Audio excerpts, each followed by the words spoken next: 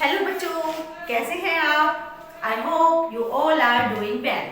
Today Poonam ma'am के साथ active chemistry में हम अपने चैप्टर कार्बन एंड कंपाउंड को कंटिन्यू करेंगे। Got it? चलो, आज बिल्कुल जो फर्स्ट पार्ट मैंने पहले छोड़ दिया था, क्योंकि वो क्रैमिंग वाला पार्ट है ना, जहाँ अंडरस्टैंडिंग थी, हमें सैचुरेटेड अनसैचुरेटेड आईयूपैक ये सब क्लियर करना था, तो वो मैंने आपको मैक्सिमम पोर्शन करवा दिया है। अब बिल्कुल सिंपल चैप्टर है, जहाँ आपको मेहनत करनी थी वो वाला पार्ट हम कर चुके हैं। अब सिर्फ हमें पता होना चाहिए चैप्टर में क्या है, क्या हमें अब लर्न वाला पार्ट है। क्लियर? तो स्टार्ट करें बिल्कुल स्टार्टिंग से। Carbon and it's compounds.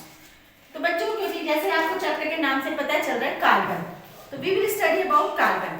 अब आपको पता है हम कार्बन को इतनी प्रायोरिटी क्यों दी है, क्यों इतना वेटेज दिया है? Because if you see around you will find maximum number of compounds are made up of carbon, है ना। कार्बन के ही ज्यादातर कंपाउंड आप कहीं भी देखेंगे। वुडन ट्रीज है, cellulose that is also made up of carbon, clothes that are made up of carbon, even I also contain maximum parts carbon content. clear? चलो स्टार्ट करते हैं। सबसे पहले कार्बन, तो कार्बन के बारे में जान लें। Carbon is a non matter. Clear? Its atomic number is 6, mass number is 12. Its configuration is 2, 4. यहाँ जैसे 4, तो आपको पुरानी वीडियो में क्लियर किया हुआ है। इलेक्ट्रॉनिक कॉन्फ़िगरेशन से हम क्या क्या पता लगा सकते हैं, मेटल नॉन मेटल किस टाइप का बॉन्ड बनाएगा, उसकी टेंडेंसी क्या है। क्लियर? तो अब क्योंकि कार्बन 4 इलेक्ट्रॉनिक कॉन्फ़िगरेशन है, तो it means it has 4 electron in its valence shell. और अगर आपको याद हो, मैंने आयनिक बॉन्ड और कोवेलेंट बॉन्ड कराया था, तो मैंने आपको कंडीशन बताई थी, element which have valence electron 1, 2, 3 they will lose electron and acquire positive charge. Those elements which have 5, 6, 7 they gain electron and acquire negative charge. And metal non-metals electropositive electronegative will form ionic bond. clear? but बात रह गई थी 4 की, है ना। Next video में मैंने आपको कवर करवाया था the element which have 4 valence electron. वो क्या करेंगे, क्योंकि अभी 1, 2, 3 का मैंने बता दिया, 5, 6, 7 का बता दिया, 4 का क्या होगा? तो 4 जिनके वैलेंस इलेक्ट्रॉन रहते हैं, like carbon, silicon, they neither lose electron nor gain electron, they will share. So sharing of electrons and form covalent bond. clear? अब देखो, मैंने बोला कोवेलेंट बॉन्ड है ना। अब क्यों नहीं बनाता, क्यों गेन या लूज नहीं कर सकता? आप एज्यूम करो, अगर कार्बन 4 इलेक्ट्रॉन को लूज करता है, तो किस टाइप से हम उसको रिप्रेजेंट करेंगे? C4+। Got it? 4 इलेक्ट्रॉन को लूज करना, तो 4+ चार्ज आएगा। आपको पता होना चाहिए, जब भी इलेक्ट्रॉन लूज होते हैं, है ना, उसको हम बोलते हैं ionisation energy, that electron withdrawing capacity, या the process the energy required to remove electron from an atom. किसी भी एटम से इलेक्ट्रॉन को खींचना, आयनाइजेशन एनर्जी, क्योंकि आयंस में कन्वर्ट हो रहे हैं, उसके लिए बहुत एनर्जी चाहिए। और यहाँ तो आप देख रहे हो, हमें ना 1 ना 2, कितने इलेक्ट्रॉन लूज करने हैं? 4। तो 4 के लिए कितनी एनर्जी चाहिए? Too much. चलो एनर्जी ले ली, उसके बाद कितना मुश्किल हो जाएगा। प्रोटॉन कितने होंगे यहाँ पे? 6, और इलेक्ट्रॉन कितने रह गए? 2, कि 4 तो लूज कर दिए। क्लियर? तो कार्बन एटम को बहुत सारी एनर्जी रिक्वायर करनी पड़ेगी to hold 6 proton with 2 electron, है ना। क्लियर? जैसे आपको पता है कि अगर हम बोले कि एक टीचर को, हम पहले क्लास में 10 स्टूडेंट्स हैं, बहुत इजीली पढ़ाई होगी, बहुत अच्छे से मैनेज हो जाएगा, वहीं पे हमने 30 बच्चे कर दिए, एकदम से 40 बच्चे कर दिए, तो क्या फर्क पड़ेगा? Teacher need extra energy. Clear? और क्लास में क्या हो जाएगी? Instability, highly unstable, so it can not lose electron. Same हम कंडीशन ले लेते हैं अगर इलेक्ट्रॉन गेन करे तो 4 माइनस, अब आप देखो प्रोटॉन कितने 6, इलेक्ट्रॉन कितने हो गए 4 इसके थे 6 इसके थे और 4 already 10 electron. It would be very difficult for the nucleus to hold 10 electron with 6 proton, and in this case it is very difficult for the nucleus to hold 6 proton with 2 electron. इसमें तो higher energy भी required होगी. Clear? ये question आपका बहुत important है. Why carbon form covalent compound, it can neither gain electron nor lose electron. तो आपका आंसर ये दोनों है. आपके एनसीईआरटी की बुक में दिया हुआ है. It's very important question, frequently पूछ लिया जाता है आपसे. तो आपको कुछ नहीं करना, सिर्फ आपको ध्यान देना है carbon form covalent compound because if it loose electron after losing it will form C4 plus cation and it would require a large amount of energy to hold 6 proton with 2 electron. Similarly, it would be difficult if it lose electron. Sorry, it gain electron, then it requires 4 minus anion, and it would be very difficult to hold nucleus 6 proton with 10 electrons. 2 point में आपको answer देना है. Clear? चलो move further. Okay, now the next sub topic is versatile nature of carbon. क्योंकि अभी हम सिर्फ detail में पहले कार्बन को पढ़ रहे हैं. क्लियर? तो कार्बन का पहले हमने पढ़ लिया. कार्बन फॉर्म कोवेलेंट बॉन्ड क्यों बनाता है बता दिया. 2 पॉइंट क्लियर हो गए आपको. चलो now versatile nature of carbon, ये भी आता है versatile nature of carbon. Versatile nature क्या है कार्बन का, कि कार्बन के इतने सारे कंपाउंड क्यों पाए जाते हैं. वर्सेटाइल नेचर ऑफ कार्बन हम देखते हैं ना, अभी हमने बात करी कि कार्बन ज्यादातर चीजें अपने आसपास देख लो सब में कार्बन मिलेगा. ऐसा क्यों है? तो फर्स्ट इज कैटानेशन. फर्स्ट क्या है? कैटानेशन. बेटा ये क्वेश्चन भी इंपॉर्टेंट है, मैं आपको वही करवा रही हूँ जो, क्योंकि एग्जाम टाइम चल रहा है, पीक टाइम चल रहा है. We will do only those topic we know that question will arise from it. Clear? अब इस पूरे चैप्टर का एक क्विक रिवीजन डाल दूंगी, पर तब तक आप, क्योंकि ये चैप्टर सबको बहुत टफ लगता है इसीलिए मैंने पार्ट्स में बनाया है. क्लियर? कैटानेशन वर्सेटाइल नेचर का पहला जो रीजन है कैटानेशन. कैटानेशन क्या होता है? कार्बन की आदत है बहुत ज्यादा दोस्ती करने की, बहुत फ्रेंडली नेचर है कार्बन का. क्लियर? इधर से भी जोड़ लेता है, इधर से भी जोड़ लेता है, लेकिन अपने जैसे दोस्त ज्यादातर हैं. तो सेल्फ लिंकेज प्रॉपर्टी आप देखते हो कार्बन की लंबी लंबी चेन मिलती है ना. तो self linkage property of carbon is called catenation. अपने जैसे से ही अपने आप से दोस्ती करना कि भाई आ जाओ जुड़ जाओ मेरे साथ, हम बड़े बड़े कंपाउंड बनाते हैं, तो दैट इज कैटानेशन. तो हम यहाँ बोल सकते हैं self linkage property of carbon, linkage property of carbon is called catenation. Clear? पहला पॉइंट क्लियर हो गया. इसी वजह से कार्बन के इतने सारे कंपाउंड मिलते हैं. Second point tetravalency. Tetravalency tetravalency क्या है? जैसे आपको पता चला 4 बॉन्ड है शेयरिंग के लिए, लूज और गेन की तो अलग बात है, लेकिन शेयर करेगा तो कार्बन के कितने बॉन्ड होने चाहिए? 4. अब जो 4 वैलेंसी सेटिस्फाइड करता है, इसमें कार्बन के अपने कार्बन एटम भी हो सकते हैं, दूसरे एटम भी हो सकते हैं. क्लियर? तो दूसरा रीजन है वर्सेटाइल नेचर का कि इट इज टेट्रावैलेंट या it has tetravalent valency. Clear? देखो यहाँ कार्बन, सपोज यहाँ पे क्या जोड़ दिया हमने OH. क्लियर? तो ये आपको बता दिया what is a functional group, है ना. फंक्शनल ग्रुप लगते ही इस पूरे कंपाउंड की प्रॉपर्टी चेंज. तो आई होप ये दोनों टॉपिक क्लियर हो गए. फर्स्ट इज कोवेलेंट नेचर या covalent bonding in carbon, second versatile nature. Clear? चलो आगे बढ़ते हैं. दोनों बहुत इंपॉर्टेंट क्वेश्चंस थे. Now allotropes of carbon. Allotropes क्या होते हैं? ये भी एक छोटा सा टॉपिक है. Allotropes of carbon. देखो नेचर में वेरियस फिजिकल फॉर्म में कोई भी एलिमेंट जब एग्जिस्ट करता है जिसकी फिजिकल प्रॉपर्टी डिफरेंट होती है बट केमिकल प्रॉपर्टी सेम होती है, उन कंपाउंड्स को बोलते हैं allotropes. Clear? The compound present in various physical form but have similar chemical properties are called allotropes. Carbon के कौन कौन से हैं? Diamond, second graphite, third one is buckminster fullerene.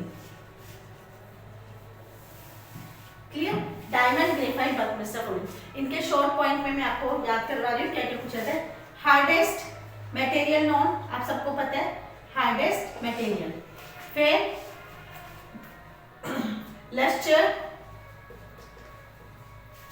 Extra ordinary brilliance यानी कि lustre. Third high melting and boiling point, high melting point. Clear? Melt नहीं होता. और इसका क्या है? It is rigid structure. 3D rigid structure देखा है. It bounded by, diamond is bounded by 4 carbon atom. अगर हम डायमंड की बात करें तो ये कितने कार्बन एटम से कनेक्ट होता है? 4 से. 1 2 3 4. So no free electron is present. No, इसलिए पुअर कंडक्टर ऑफ इलेक्ट्रिसिटी. क्यों पुअर कंडक्टर है आपको बताना पड़ेगा.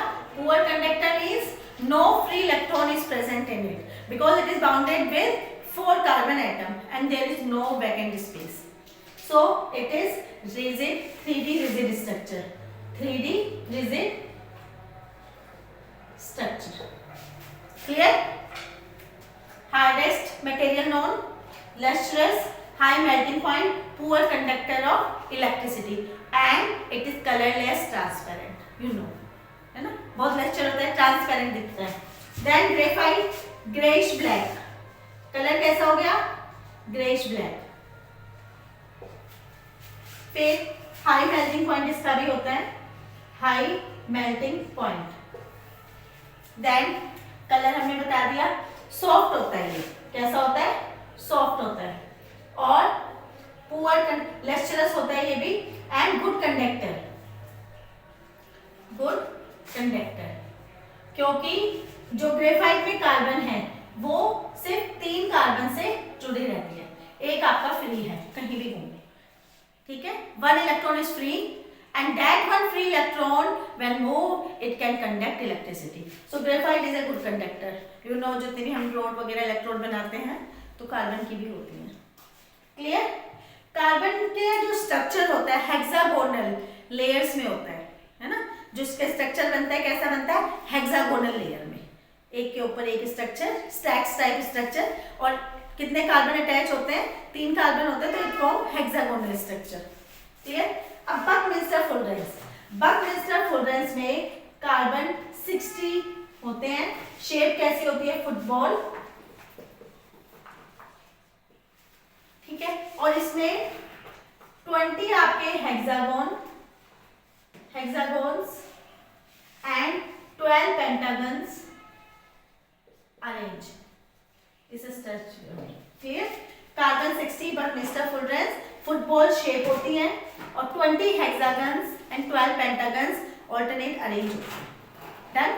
Allotropic form is clear too. बस इतना, यहां से इसी में से क्वेश्चंस बनते हैं आपके. Why diamond is poor conductor of electricity? Because it do not have free electron. It is 3D rigid structure. All electrons are bounded. Graphite good conductor है, हाई मेल्टिंग पॉइंट है. बकमिंस्टर फुलरेंस में 20 hexagons and 12 pentagons. Got it? चलो now जो ये छोटा topic मैंने छोड़ा हुआ था वो कंप्लीट हो गया कार्बन का. नाउ जब जो हमने पढ़ा था IUPAC, आइसोमेरिस, उसी से related important topic homologous series. मैंने आपको बताया था कभी एग्जाम में होमोलोगस सीरीज आती है. ठीक है? Homologous series. और कभी क्या आता है? कभी आइसोमेरिस. क्लियर? वन टाइम में आइसोमेरिस. ठीक है? तो आइसोमेरिस. होमोलोगस सीरीज कहते हैं series in which same type of compounds are present. If we are talking about alkane तो all members are of alkane. Suppose CH4, C2H6, C3 H8C4H10। ये homologous series है। क्यों? क्योंकि सारे मेंबर्स किसके हैं? ये आपको दिख रहा है कि जनरल फॉर्मूला इन सब में क्या लग रहा है? 2n+2।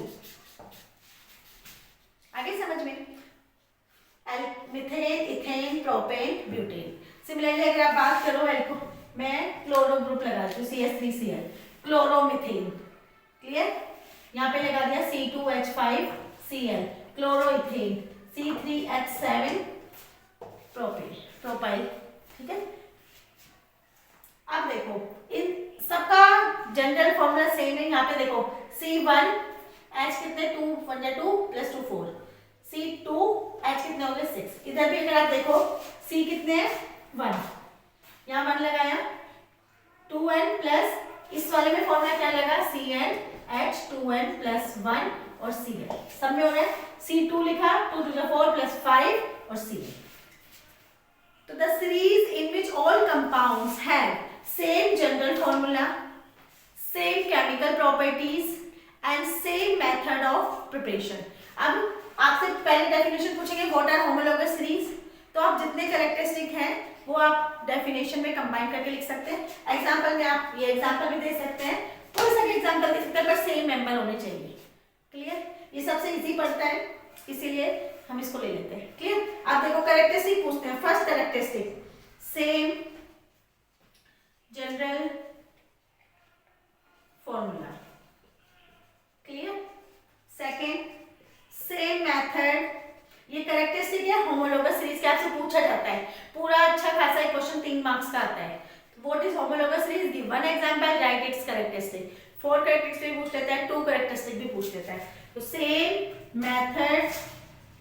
Method of preparation. Third point same chemical properties. Physical property same नहीं होंगी, आपको पता है लॉन्ग चेन पे डिपेंड करती है कितने कार्बन अटैच है properties. Clear? Fourth each successive. अब आप इसमें डिफरेंस देखिए C2H6 और इसमें कितना कार्बन, एक कार्बन का डिफरेंस, हाइड्रोजन एक। इन दोनों में देखिए 3 to 1 एंड एक में 6 गए तो 2।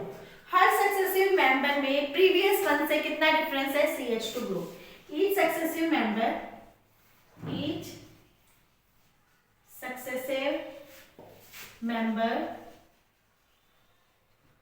separated by CH2 group। Clear? आया समझ में? अब एक कार्बन का मास कितना होता है 12, 2 हाइड्रोजन है उसका 2, कितना 14। तो each successive member separated by 14 AMU। ये पूरा लिखना है separated by 14 AMU, atomic mass unit. Clear? ये 5 इसके कैरेक्टरिस्टिक हैं क्योंकि एग्जाम में आता है। एक बार दोबारा बता देती हूँ। Homologous series, the series in which all members have same general method of preparation, they have same general formula and each member is differ by CH2 group। Example आप दे देंगे एल्केन का, एल्कीन का, एल्काइन, जो भी आपको लगता है, but same family member होने चाहिए। क्लियर? और उसकी characteristic same general formula, same method of preparation, same chemical properties, each successive member separated by CH2 group, each successive member separated by 14 AMU। Clear? Homologous series clear हो गया? चलिए अब next topic types of reaction.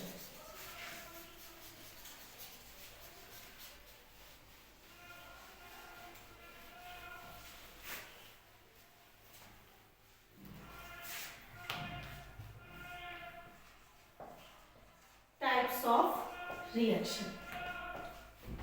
सबसे पहले कंबेशन,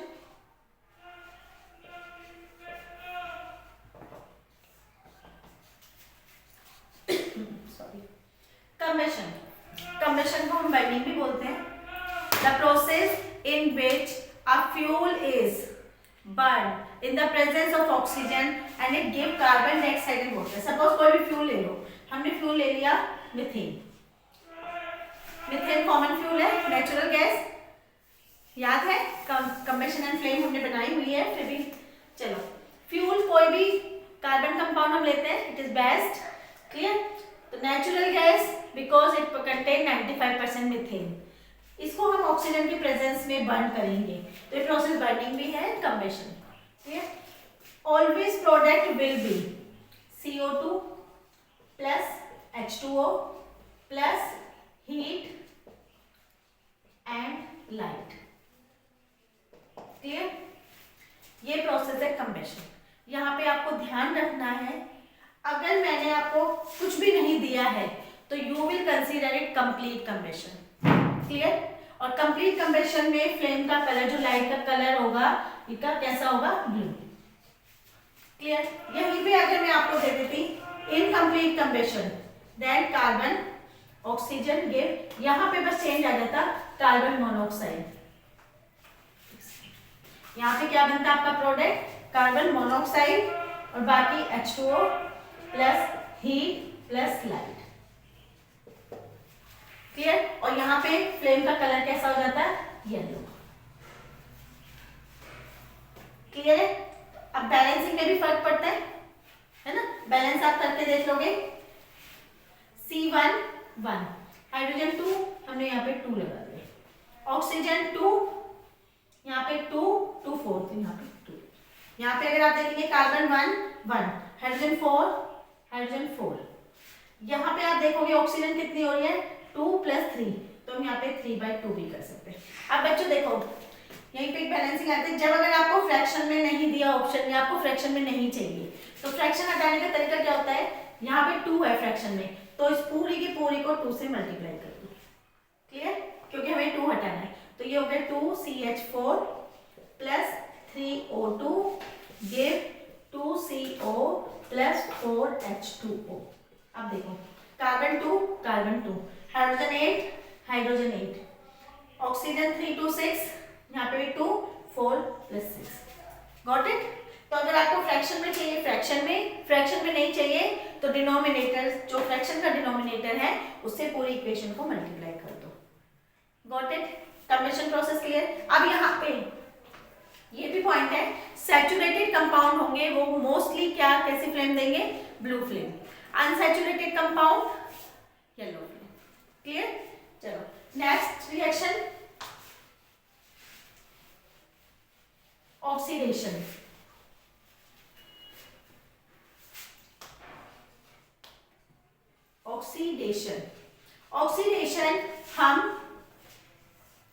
oxidation मतलब क्या होता है, adding of oxygen. Clear.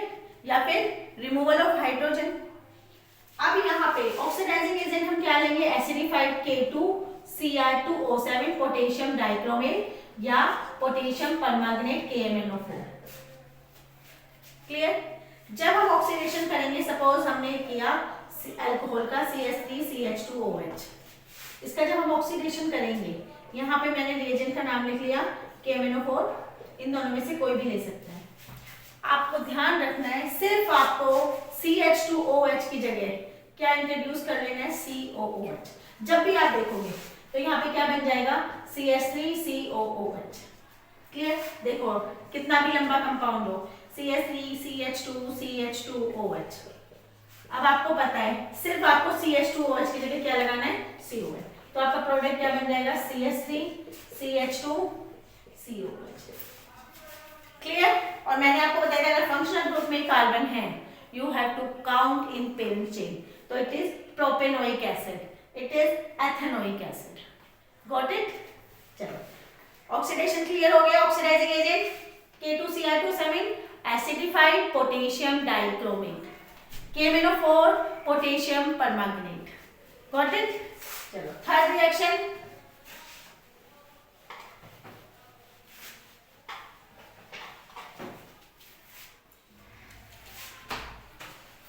Hydrogenation. जैसे नाम से पता चल रहा है हाइड्रोजन जनरेट करना। ठीक है। तो सबसे पहले यहां से क्वेश्चन आता है आपका which of the following compound will give hydrogenation reaction. तो आपको पता होना चाहिए अनसैचुरेटेड कंपाउंड। कौन से कंपाउंड, क्योंकि कुछ भी ऐड होना है। Unsaturated compound. कुछ भी जब ऐड कब होगा जब वैलेंसी खाली होगी। अब अगर हम एल्केन की बात करते हैं सैचुरेटेड, तो वहां पे तो चारों बॉन्ड भरे हुए हैं, no vacant space is there, तो कैसे आप ऐड करेंगे? इसीलिए हमेशा अनसैचुरेटेड कंपाउंड में एडिशन रिएक्शन होगी, हाइड्रोजनेशन होगा। क्लियर? देखो C डबल बॉन्ड C, यहाँ पे H2 इसमें हमने हाइड्रोजन ऐड किया, किसकी प्रेजेंस में? निकल या प्लैटिनम या फिर पैलेडियम कैटलिस्ट। ठीक है, तो यहाँ पे देखो क्योंकि हाइड्रोजन जनरेट हो रहा है, ऐड हो रहा है, तो ये डबल बॉन्ड, जहां भी डबल बॉन्ड होते हैं ट्रिपल बॉन्ड होते हैं वहां पे साइड होते हैं, एक बॉन्ड खुल के ये बॉन्ड टूटेगा एक, और एक आधा CH2 इधर लग जाएगा, आधा बॉन्ड से हाइड्रोजन इधर लग जाएगा। क्लियर? तो क्या बन गया? CH3 it is ethane. और ये क्या था? डबल बॉन्ड से इथीन, तो इथीन से क्या बन गया? इथेन। अब बच्चों जब भी ये क्वेश्चन आता है, ये भी 3 मार्क्स का क्वेश्चन आता है, what is hydrogenation? It is the addition reaction in which hydrogen is added to unsaturated compound in the presence of nickel, palladium और platinum catalyst. Clear? अब स्पेशल इसकी एक एप्लीकेशन है कि write it one application. तो ये जो आपका वेजिटेबल ऑयल होता है उसको कन्वर्ट करने में क्या होता है? ये आपका क्या है? Vegetable oil, vegetable oil, vegetable oil, mustard oil है ना, coconut oil, this all will consider in vegetable oil. और लास्ट में सेम प्रोसेस, सेम कैटलिस्ट में किसमें कन्वर्ट हो जाता है? घी में, वनस्पति घी, वनस्पति घी, बटर। क्लियर? तो this is the application of this. जब आप एप्लीकेशन लिखेंगे प्रॉपर इस रिएक्शन को लिखेंगे, ethene hydrogen added, this got ethane. तो वहां पे आपको इथेन ना लिख के क्या लिख देना है? वेजिटेबल ऑयल, वनस्पति घी। क्लियर? और कैटलिस्ट यहाँ पे हाइड्रोजन, एंड यहाँ पे कैटलिस्ट किसका? निकल, प्लैटिनम, पैलेडियम। और किसका एडिशन कर रहे हैं? हाइड्रोजन का। हाइड्रोजन कैटलिस्ट नहीं है। क्लियर? Hydrogen is going to be add. Hydrogenation clear हो गया। Next substitution.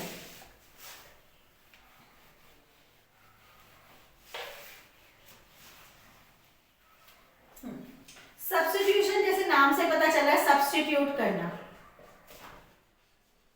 सब्स्टिट्यूट करना, किसी की पोजीशन लेना। सपोज कार्बन, मिथेन मैंने लिया, सनलाइट की प्रेजेंस में, सनलाइट मैंने Cl2 से रिएक्शन कर रही है। क्लियर? क्योंकि डायरेक्ट आ जाता है, आपको नाम नहीं देगा रिएक्शन का, आपको डायरेक्ट हिंट दे दिया प्लस Cl2 या सनलाइट Cl2। तो सनलाइट की प्रेजेंस में कौन सी रिएक्शन प्रोसीड होगी? Substitution reaction. अगर आपको दे दिया हाइड्रोजन, दे दिया अनसैचुरेटेड कंपाउंड दे दिए और निकल कैटलिस्ट, तो आपको पता है एडिशन रिएक्शन। क्लियर? अब देखो सब्स्टिट्यूशन, तो यहाँ पे जो एक क्लोरीन है, इस हाइड्रोजन को हटा के इसकी पोजीशन ले लेंगे, तो आपके पास क्या बन जाएगा? Cl। और जो बचा हुआ हाइड्रोजन है, एक जो रिमूव हो गया, वो Cl के साथ बॉन्ड बना देंगे। इसको हम ऐसे लिख सकते हैं CH3Cl, क्लोरोमिथेन या मिथाइल क्लोराइड। Got it? तो ये आपकी चारों रिएक्शन हो गई। I hope this topics are clear to you. If even you have any doubt, you can ask frequently. Okay? In next video we will cover soaps and detergents and two compounds, ethanol and ethanoic acid. Clear? Then this chapter will be over. Take care. Bye bye.